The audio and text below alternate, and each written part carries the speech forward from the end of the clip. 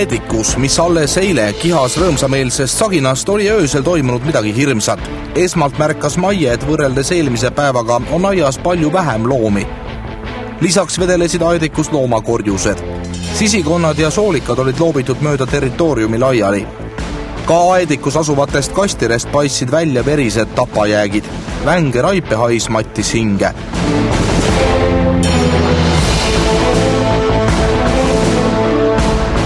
Maie pisitütar puhkes lohutamatult nutma ja jooksis minema. Nähtav vaatepilt meenutas hirmsat õudusfilmi. Maie helistas ruttu mehele ja palus videokaamera tuua. Pärast kogu selle õuduse ülesfilmimist põgeneti koju ja saadeti abipalve loomakaitseseltsile.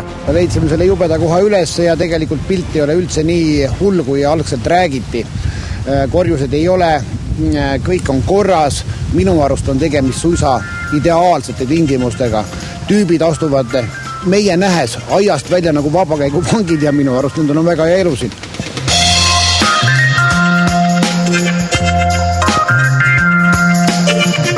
Aga sigu muud kui puges aia alt välja, suuremad ees ja väiksemad järgi. Tee tundus neile tuttav olema ja kasvatuses töötav Anton rääkis reporterile, et aeg-ajalt on loomad ikka välja pääsenud. Suur kult oli suisa isegi terve nädala kadunud olnud, aga lõpuks tulnud ise tagasi. See aga, et Mahefarm OÜ toidaks oma metssigu loomakorjuste ja jäänustega, olevat talitaja Antoni sõnul vale. Täiesti vale jutud. Siis küla inimesed on võib-olla pahatahtlikud, lihtsalt mõtlesid välja, et siin mingisugused soolikad, korjused, raiped vedelevad, jah? Tuleb nii välja, jah. Eks siin mõned on siuksed pahatahtlikud. Aga miks nad seda teevad? Ei kujuta ette. Siin tapmist küll ei ole toimunud sigadel, absoluutselt. Need pisikesed on esimesed, kes peaks minema lihaks, aga need on ju liiga väiksed veel. Aga Antonil polnud aega rääkida, sest oli hoopis vaja sead kinni püüda. Kiiresti tegi mees minekut ja koos teise töötajaga hakkasid nad ära jooksnud metssigu püüdma. Aia parandasid mehed muidugi samuti ära, aga ega see traadi punumine ikka suurt kulti kinni hoia. Lõpuks lõid mehed seapüügile käega ja sõitsid minema.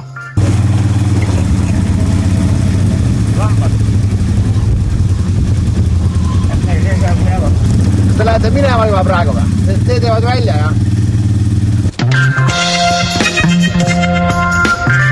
Lihaks kasvatatavatel metssigadel vedas. Lahe on ju oma pead võõrastel põldudel tuustida ja vabalt ringi joosta. Kohalikud kartsid juba ette, et sead katkisest kohast uuesti välja poevad ja siis küla peal ringi tuuseldavad. Kõigepealt lükkas kult toore jõuga augu uuesti lahti, väheke pusimist ja vabadus oligi käes. Ülejäänud kari tuli usinalt järgi. Mida on öelda aga seakasvatuse juhil Raivo Õismanil?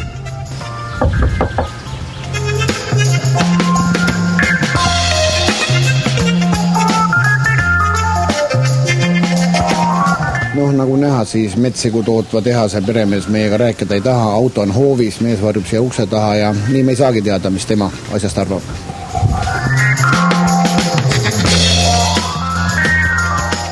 Aga mis seal ikka, kui suur boss rääkida ei taha? Loomakaitsjad saatsid videoga Keskkonnainspektsiooni ja Veterinaar- ning Toiduametisse. Kas koduvideost nähtav oli ikka seadusega kooskõlas ja kas mets ja kasvandus peabki Eestis nii rõvedalt käima? Mis puudutab siis võib-olla seal korjused või loomsate jäätmete olemasolu loomade juures, et neid loomulikult ei tohiks seal olla, et selleks on ka oma kord. Tõepoolest metsulukitele võib toimuda tagasisöötmist, aga selleks peab olema nii-öelda ettevõtte teavitanud selle koha looduses, kuhu näiteks jahimehed siis loomseid kõrvalsaadusi metsloomade söötmiseks toovad ja loomulikult tohib neid siis tagasi sööta ka nendele ulukitele, kelle liha ei kasutata inimtoiduks. Antud hetkel me ei tea nüüd olukorda, et eks see täpsustub järelevalve käigus, et mis eesmärgil neid metssigu siis seal kodus peeti, kas nad on ette nähtud nii-ütelda liha tootmiseks või on nad lihtsalt kui lemmikloomad näitamiseks ja siis omanikul enda pidamiseks või on seal ka mingisugune muid eesmärk, eks see selgub, et siis saab nagu langetada otsuse. Kas paberimajandus on korras? Jah, meile teadaolevalt tõepoolest Nissi vallas kodanik Raivo Õisman metssigu peab oma kodumaja pidamises ja selleks on ka kontrollitud andmetel on keskkonnateenistuse luba temal olemas. Nagu tavaliselt oli ka seekord külajutt hullem kui tegelikkus. Reporteri saabudes oli kõik tipp-top korras ja ette heita võib küll ainult seda, et aed sigu ei pea. mis aga puutub koduvideost nähtusse, siis seda menetlevad riigiametnikud ja vastuse lubasid nad anda juba lähipäevadel.